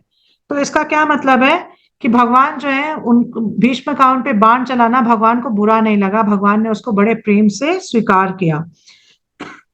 तो हमारे आचार्य मतलब कुछ इसमें कमेंट्री देते हैं कि मतलब क्योंकि ये सारे जो भी मतलब बाण थे, ये बहुत भगवान के एक अनन्य भक्त के द्वारा दिए गए थे, ये सारे मतलब जो घाव हैं उनके शरीर पे। तो भगवान ने उसको बहुत प्रसन्नता से स्वीकार किया एज एन ऑफरिंग, कि मेरे भक्त ने मुझे ये ऑफरिंग दिया है, इस तरह से उसको स्वीकार किया। अब हम देखते हैं 35वें श्लोक में क्या होता है। 35वें में भीष्मदेव कह रहे हैं, अपने मित्र के आदेश का पालन करते हुए भगवान श्री कृष्ण कुरुक्षेत्र के युद्ध स्थल में अर्जुन तथा दुर्योधन के सैनिकों के बीच में प्रविष्ट हो गए, और वहां स्थित होकर उन्होंने अपनी कृपापूर्ण चितवन से विरोधी पक्ष की आयु क्षीण कर दी। यह सब शत्रु पर उनकी दृष्टिपात करने मात्र से ही हो गया। मेरा मन उन कृष्ण में स्थिर हो। तो क्या बता रहे हैं कि जब भगवान कुरुक्षेत्र के युद्ध भूमि में एंटर हुए, तो दोनों जो है जब अर्जुन ने कहा कि हे कृष्ण, मेरा रथ जो है आप दोनों सेनाओं के बीच में ले जाइए, तो भगवान उसके रथ को ले गए और भगवान ने अपना दृष्टिपात किया हर किसी पे जो भी वहां था। तो उस दृष्टिपात करने से क्या किया उन्होंने, उन्होंने जो कौरवों की सेना थी उन सबकी जो है आयु को कम कर दिया, अपनी दृष्टि मात्र से उनकी आयु कम कर दी। दृष्टि डाल के ही क्या किया, उनकी आयु को कम कर दी। और भीष्मदेव कह रहे हैं कि ये उनकी कृपा दृष्टि थी, मतलब ये बहुत कृपा दृष्टि थी। क्यों? क्योंकि क्योंकि क्या है कि भगवान ने जब उन पे अपना दृष्टिपात किया और उन सैनिकों ने अपना शरीर जब उस युद्ध भूमि पे त्याग दिया, तो उनको क्या प्राप्ति हुई? उनको मोक्ष की प्राप्ति हुई। अदरवाइज उनको मोक्ष की प्राप्ति नहीं होती, ज्यादा से ज्यादा उनको क्या मिल जाता? स्वर्गलोक मिल जाता। लेकिन क्योंकि भगवान ने उनके ऊपर दृष्टिपात किया, तो इतना कृपा की उन पे कि उन सबको मोक्ष की प्राप्ति हो गई। हम्म, तो इसके बारे में फिर प्रभुपाद जी बताते हैं कि मतलब कि भगवान जो है, मतलब अर्जुन उनको क्या बोल रहे हैं कि मेरा रथ आप दोनों सेनाओं के बीच में ले चलिए। भगवान अच्युत है, लेकिन अपने भक्त की जो भक्त के पूरी तरह से भक्त के कंट्रोल में आ जाते हैं। और जिस तरह से एक पिता जो है, जब उसका छोटा बच्चा कहता है कि पिताजी यहाँ ले चलिए, पापा यहाँ ले चलिए, ये करिए वो करिए, तो जो पापा पिताजी हैं वो बड़े खुशी खुशी करते हैं, है ना।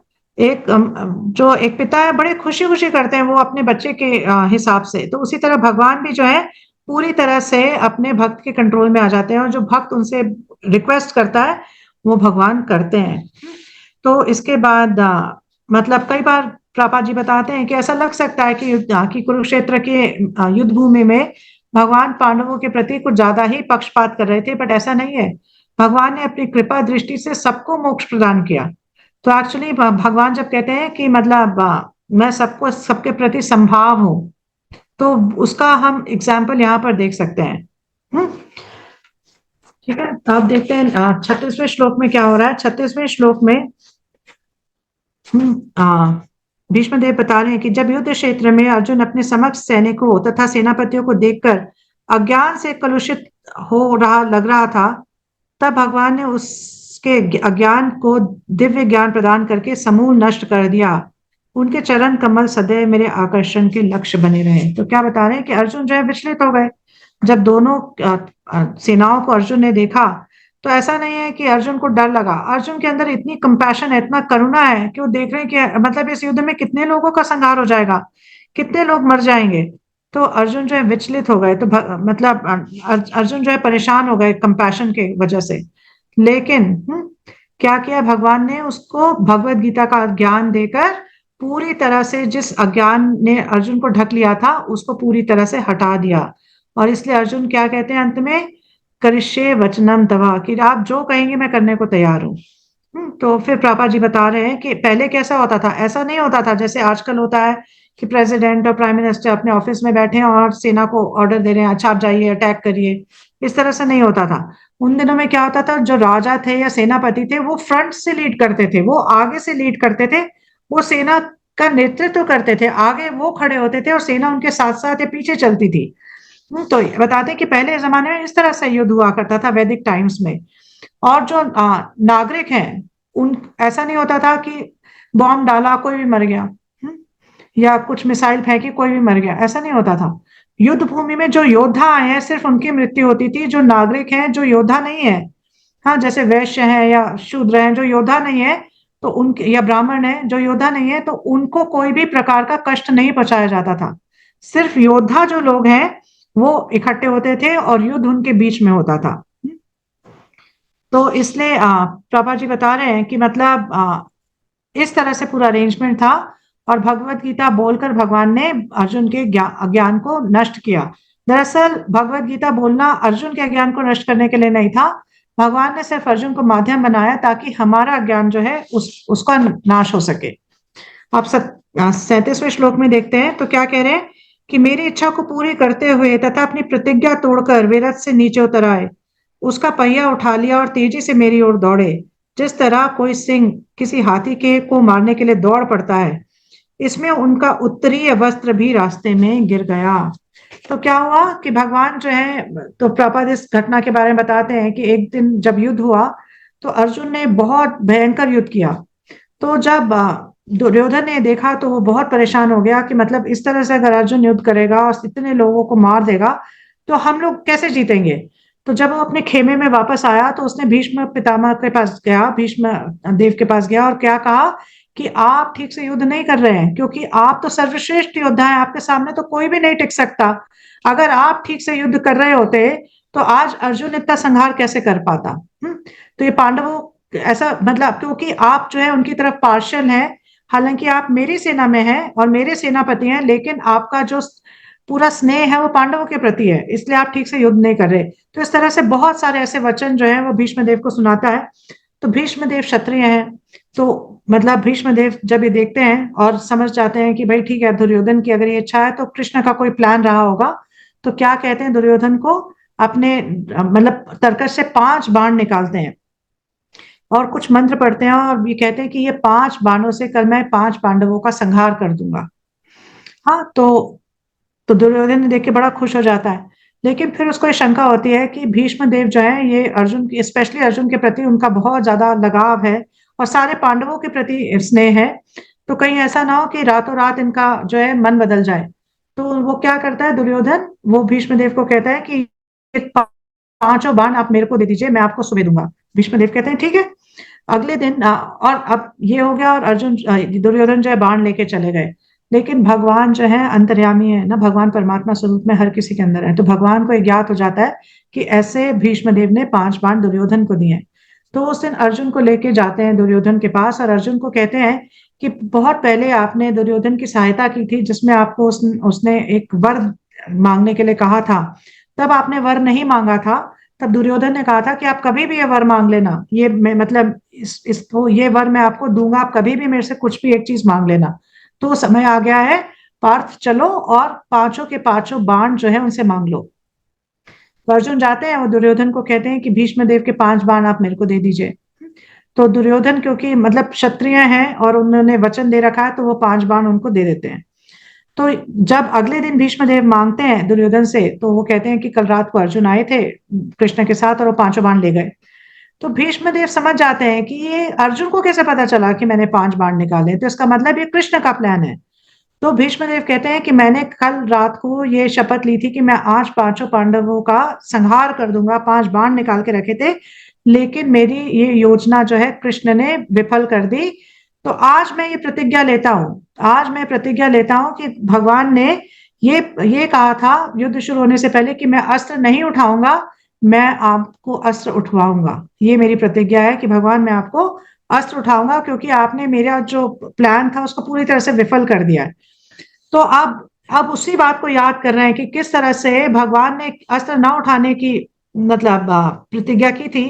लेकिन क्योंकि भीष्म देव ने यह प्रतिज्ञा की कि भगवान मैं आपको अस्त्र उठवाऊंगा, तो भगवान ने क्या किया, अर्जुन के रथ का जो पहिया है वो अपने हाथों में लिया और उससे वो भीष्म देव को मारने के लिए दौड़े।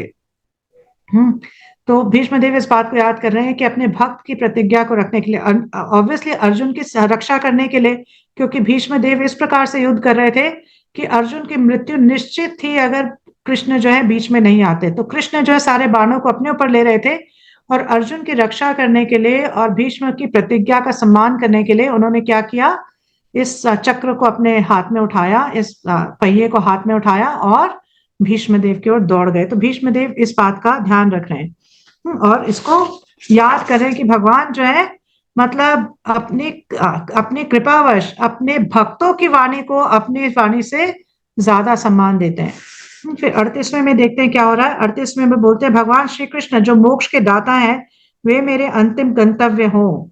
युद्ध क्षेत्र में उन्होंने मेरे ऊपर आक्रमण किया, मानो वे मेरे पैने बाणों से बने घावों के कारण क्रुद्ध हो गए हों। उनका कवच छितरा गया था और उनका शरीर खून से सना गया था। तो क्या बता रहे हैं कि जो मेरी तरफ गुस्से में दौड़ते हुए आए, और जिनका मतलब क्योंकि उन्होंने सारे बाण अपने ऊपर लिए अर्जुन को बचाने के लिए, तो उनका पूरे शरीर जो था उस बाणों से मतलब लहूलुहान हो चुका था। हम्म, और उनका जो कवच है वो भी कट चुका था। तो ऐसे भगवान जब मेरी तरफ दौड़ते हुए आए, तो मैं मतलब ऐसे भगवान जो है मेरे अंतिम गंतव्य हो, मतलब वो उनके पास मैं जाऊं, वो मेरी अल्टीमेट डेस्टिनेशन हो। तो पापा जी बताते हैं कि भगवान जो है अपने भक्तों के साथ कैसे डील करते हैं ना। तो मतलब जो भीष्म है उल्टी साइड है, मतलब जो दुश्मनों की साइड है, दूसरी विपरीत पार्टी में है, लेकिन भगवान उन क्योंकि वो भगवान के अनन्य भक्त हैं, तो चाहे वो दूसरी साइड से क्यों ना लड़ रहे हो, तो भगवान उन पे भी अपनी कृपा करते हैं। तो मतलब भगवान जो है अब भीष्म जो है जब युद्ध कर रहे हैं, तो भगवान उनके साथ वीर रस का स्वादन कर रहे हैं। भगवान रसराज है, हर प्रकार के रस का स्वादन करते हैं। तो भगवान भीष्म के साथ वीर रस का स्वादन कर रहे हैं, और भगवान को उनका जो बाण चलाना है वो बिल्कुल भी बुरा नहीं लग रहा, वो उसको भी एंजॉय कर रहे हैं, उनको भी ऑफरिंग की तरह ले रहे हैं। तो मतलब देख सकते हैं कि भगवान जो है मतलब ऐसा दिख रहा है कि बहुत क्रुद्ध है। हाँ, तो यह बहुत मतलब गुस्से में भाग रहे हैं भीष्म देव की प्रति तरफ। और अर्जुन ने क्या किया, जब अर्जुन ने देखा भगवान को इस तरह से भागते हुए, तो अर्जुन ने नीचे उतर के रथ के भगवान के चरणों को पकड़ लिया कि आप अगर आप अपनी प्रतिज्ञा तोड़ देंगे तो फिर इस पृथ्वी का उद्धार कौन करेगा। तो प्लीज आप भीष्म देव पे ये चक्र मत चलाइए, आप अपनी प्रतिज्ञा मत तोड़िए। लेकिन शस्त्र उठाते साथ ही भगवान की प्रतिज्ञा तो भंग हो गई, लेकिन भगवान ने उस चक्र को चलाया नहीं, बस उसको उठाया। ठीक है। अब 39वें श्लोक में देखते हैं क्या हो रहा है। मृत्यु के अवसर पर मेरा चरम आकर्षण भगवान श्री कृष्ण के प्रति हो। मैं अपना ध्यान अर्जुन के उस सारथी पर एकाग्र करना चाहता हूँ, जो अपने दाहिने हाथ में चाबुक लिए थे और बाएं हाथ से लगाम की रस्सी थामे, और सभी प्रकार से अर्जुन के रथ की रक्षा करने के प्रति अत्यंत सावधान थे। जिन लोगों ने कुरुक्षेत्र के युद्ध स्थल पे उनका दर्शन किया, उन सबों ने मृत्यु के बाद अपना मूल स्वरूप प्राप्त किया। तो क्या कह रहे हैं कि मतलब ऐसे भगवान जो कि मतलब जिसपे जिन जो पारसारथी के रूप में आए और जिन्होंने हर किसी पे कृपा की। हम्म, तो मैं मतलब ऐसे भगवान का ध्यान करना चाहता हूँ। तो प्रभुपाद जी कहते हैं कि एक भक्त जो है, जब वो पूरी तरह से भगवान के ध्यान में मग्न हो जाता है, तो उस स्थिति को समाधि कहते हैं। समाधि का क्या मतलब है कि भगवान भगवान में पूरी तरह से वो लीन हो चुका है। और फिर भीष्मदेव क्या कह रहे हैं कि वास्तविकता में भगवान ने तो मुझ पे ज्यादा कृपा की। अर्जुन के तो सारथी बने, लेकिन अर्जुन उनके मुखमंडल का दर्शन नहीं कर पाया। जब युद्ध हो रहा था तो मैं भगवान के मुखमंडल का दर्शन कर रहा था सामने से, है ना। भगवान के जो शरीर में अलग अलग जगह से खून निकल रहा था, मैं उसका दर्शन कर रहा था। तो एक्चुअली भगवान ने कृपा मुझ पे की, अर्जुन को तो मुझसे बहुत कम कृपा मिली, क्योंकि अर्जुन जो है भगवान के पीछे थे, लेकिन मैं भगवान के सामने था। तो प्रभा जी बताते हैं कि मतलब एक जो बद्ध जीव है, जब वो पूरी तरह से भगवान पर अपना ध्यान केंद्रित करके ऐसी स्थिति में पहुंच जाता है कि वो इस माया जगत से बाहर निकल सके, तो क्या करता है, वो अपने वास्तविक स्वरूप को हासिल करता है। वास्तविक स्वरूप मतलब कि हम सबका भगवान के साथ एक पर्टिकुलर स्वरूप है। हाँ, कोई दास रस में है, कोई साख्य रस में है, कोई वात्सल्य में है। तो जो अपना वास्तविक स्वरूप है, उसमें एक व्यक्ति जब इस बद्ध जीवन से परे जाता है, तो अपने वास्तविक स्वरूप में पूरी तरह से फिर वहां पर क्या हो जाता है, वहां पर स्थापित हो जाता है, वहां पर अपनी सेवा में दोबारा से लग जाता है। तो उसके बाद फिर प्रभा जी ये भी कह रहे हैं कि जो भी व्यक्ति अपना शरीर छोड़ा, जिसने भी भगवान की तरफ देखते हुए भगवान का दर्शन करते हुए उसने अपने वास्तविक स्वरूप को प्राप्त किया। तो कितनी बड़ी अनुकंपा है भगवान की।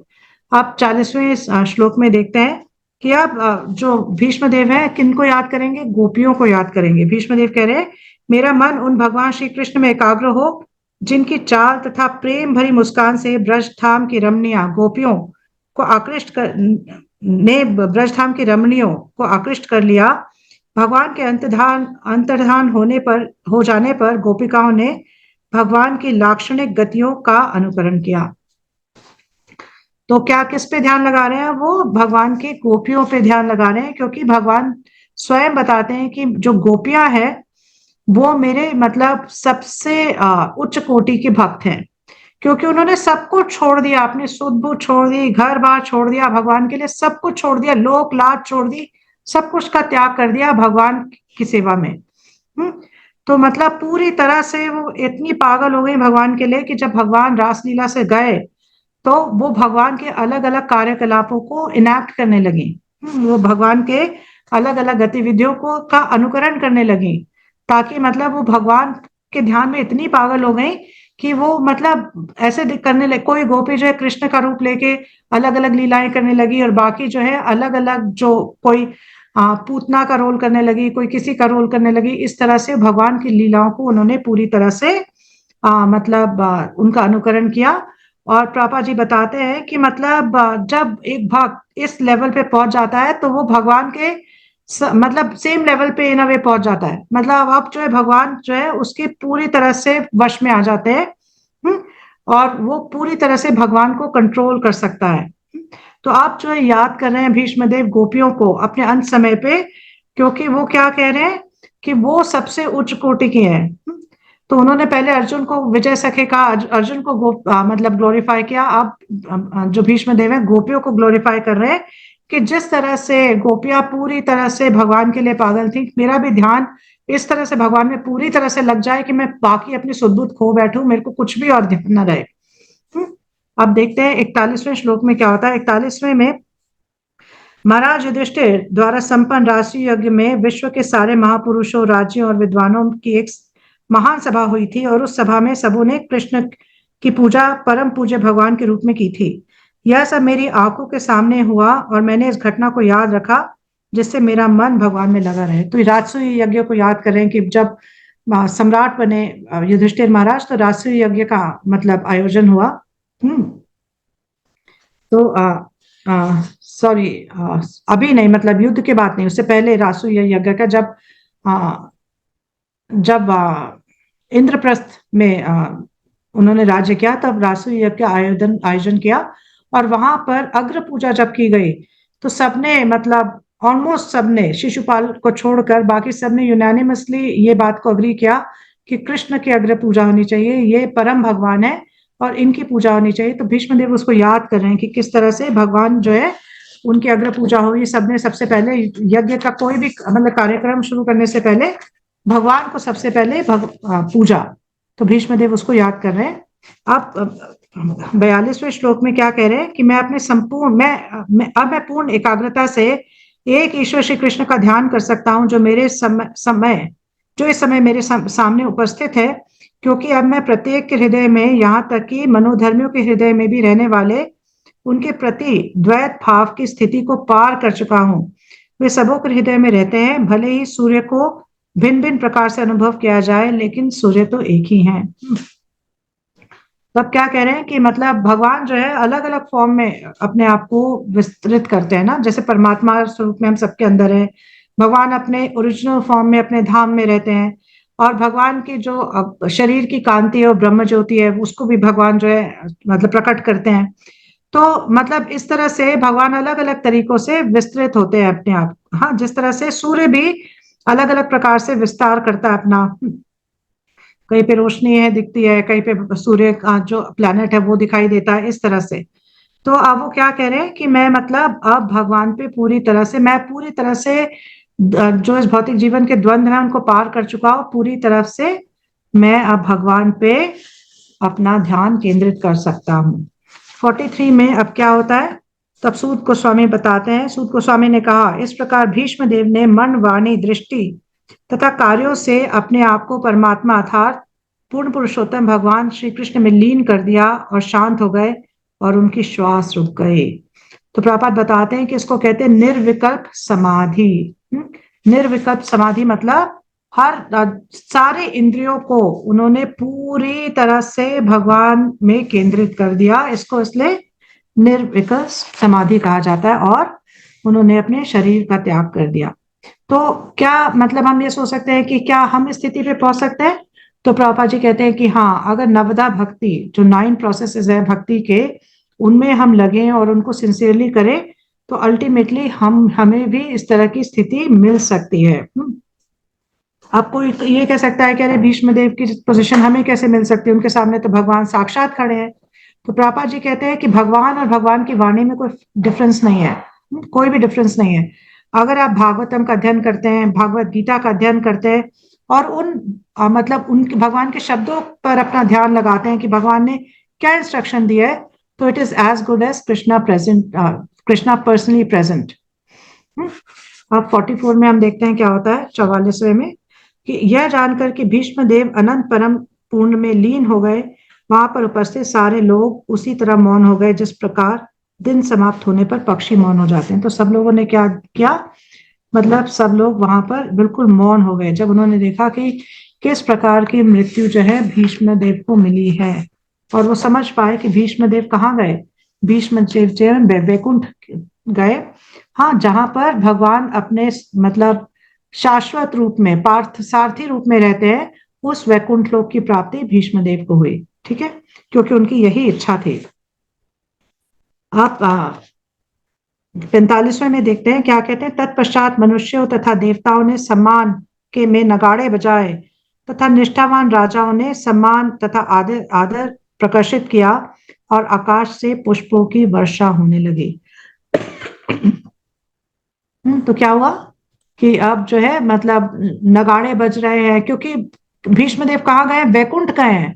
मतलब कोई भी व्यक्ति अगर वैकुंठ की प्राप्ति करता है तो उसमें मतलब सब लोग क्या कर रहे हैं, मतलब आनंद को प्रकट कर रहे हैं, नगाड़े बजा रहे हैं, और मतलब क्या कर रहे हैं, फूलों की वर्षा कर रहे हैं। कि मतलब क्या क्या मतलब गति प्राप्त हुई है, क्या महान आत्मा है जिनको ऐसी गति प्राप्त हुई है। तो प्रभुपाद जी बताते हैं कि भीष्मदेव एक महाजन है, 12 महाजन बताए गए हैं, भागवतम में आता है। यमराज जी बताते हैं 12 महाजनों के बारे में, तो उनमें से एक महाजन है भीष्म। हाँ, तो उसमें क्या है कि उन्होंने मतलब किस तरह से अपना शरीर छोड़ा, ये हमारे सामने एग्जाम्पल रखा है। और मतलब किस तरह से उन्हें वैकुंठ धाम की प्राप्ति हुई, ये भी बताया है कि किस तरह से वैकुंठ धाम की प्राप्ति की जा सकती है। हम्म, अब 46वें में हम देखते हैं क्या हो रहा है। हे भृगुवंशी शौनक, भीष्म देव के मृत देह का दाह संस्कार संपन्न करने के बाद महाराज युधिष्ठिर क्षण भर के लिए शोकाभिभूत हो गए। मतलब क्या हुआ, दाह संस्कार हो गया तो ऑब्वियसली अब जो युधिष्ठिर महाराज है वो बहुत शोक संतप्त हो गए। क्यों? क्योंकि एक कि भीष्म देव जो है उन्होंने उनके प्रति इतना स्नेह दिखाया, इतना मतलब बचपन से जब बच्चे थे पांडव, जब पांडु महाराज की तो मृत्यु बहुत जल्दी हो गई थी, तो बचपन से ही बहुत स्नेह पूर्वक मतलब डीलिंग्स रही भीष्म देव की पांडवों के साथ। अब उनको याद करके क्या हो रहा है, युधिष्ठिर महाराज जो है उनसे सेपरेशन महसूस कर रहे हैं, विप्रलम्ब भाव को महसूस कर रहे हैं, और मतलब बहुत दुख प्रकट कर रहे हैं। अब 47वें में क्या हो रहा है, 47वें में तब समस्त मुनियों ने वहां पर उपस्थित भगवान श्री कृष्ण का यशोगान गुह्य वैदिक मंत्रों से किया। वे भगवान श्री कृष्ण को सदा के लिए अपने हृदय में धारण करके अपने अपने आश्रमों को लौट गए। तो क्या किया, अब उन्होंने भगवान को अब ग्लोरीफाई किया, कि मतलब भगवान जो है अपने भक्त के समस्त के सामने आए, भगवान अपने भक्त के सामने आए ताकि उनका भक्त उन पे दृष्टिपात करके अपना शरीर का त्याग कर सके। तो अब भगवान का गुणगान किस प्रकार से हो रहा है, वैदिक हिम्स के द्वारा हो रहा है, वैदिक मंत्रों के द्वारा। ये जो ऋषि मुनि है ये भगवान का गुणगान करा उन्होंने, और फिर क्या किया, भगवान को अपने हृदय में धारण किया और वहां से अपने अपने आश्रम को लौट गए। और फिर लास्ट सेकंड लास्ट श्लोक में हम देखते हैं क्या हो रहा है। हाँ, 48वें में देखते हैं, तत्पश्चात महाराज युधिष्ठिर भगवान श्री कृष्ण के साथ तुरंत ही अपनी राजधानी, 48 में देख रहे हैं हम, तत्पश्चात महाराज युधिष्ठिर भगवान श्री कृष्ण के साथ तुरंत ही अपनी राजधानी हस्तिनापुर गए, और वहां पर अपने ताऊ धृतराष्ट्र तथा ताई तपस्विनी गांधारी को ढांढस बंधाया। तो क्या क्योंकि मतलब भीष्म पितामह जो है, भीष्म देव जो है, उन्होंने पूरा हमेशा हस्तिनापुर के मतलब जो का जो राज्य है या सिंहासन है उसकी रक्षा की। तो जो युधिष्ठिर महाराज हैं वो जानते थे कि उनके जाने के बाद धृतराष्ट्र और गांधारी ऑलरेडी क्या है, शोक संतप्त है कि उनके 100 पुत्र मारे गए युद्ध में। तो अब ये उनको पता है कि अब जब वो भीष्म देव का जाने के बारे में भी सुनेंगे तो उनको बहुत ज्यादा शोक होगा, तो उनको ढांढस बंधाने के लिए वहां पर गए। तो प्रभुपाद जी कहते हैं कि गांधारी के बारे में कि बहुत बड़ी तपस्विनी थी वो। हालांकि स्त्री थी लेकिन बहुत बड़ी तपस्विनी थी और बहुत रिमार्केबल थी, बहुत मतलब एक्सॉल्टेड पर्सनालिटी थी। और स्त्री होते हुए भी गांधारी का चरित्र भीष्म देव से कहीं से भी कम नहीं था। ये दोनों महाभारत के सुप्रसिद्ध चरित्र हैं, प्रभुपाद जी ऐसे कंक्लूड करते हैं। और फिर 49 लास्ट श्लोक में हम देखते हैं, तो लास्ट श्लोक में क्या हुआ। तत्पश्चात परम धर्मात्मा राजा महाराज युधिष्ठिर ने अपने ताऊ द्वारा प्रतिपादित तथा श्री कृष्ण द्वारा अनुमोदित राज नियमों के सिद्धांत अनुसार साम्राज्य का संचालन किया। तो अब क्या किया युधिष्ठिर महाराज ने, अपने किंगडम को किस तरह से रूल किया, जो मतलब according to the codes and royal principles, मतलब जो भी राज्य धर्म है, हाँ, और जो भी कोड्स बताए गए हैं उनके अनुसार, जो भी भीष्म देव ने उनको शिक्षा दी थी उनके अनुसार उन्होंने राज्य धर्म का पालन किया और अपने राज्य को रूल किया। तो यहाँ पर हमारा ये चैप्टर एंड होता है।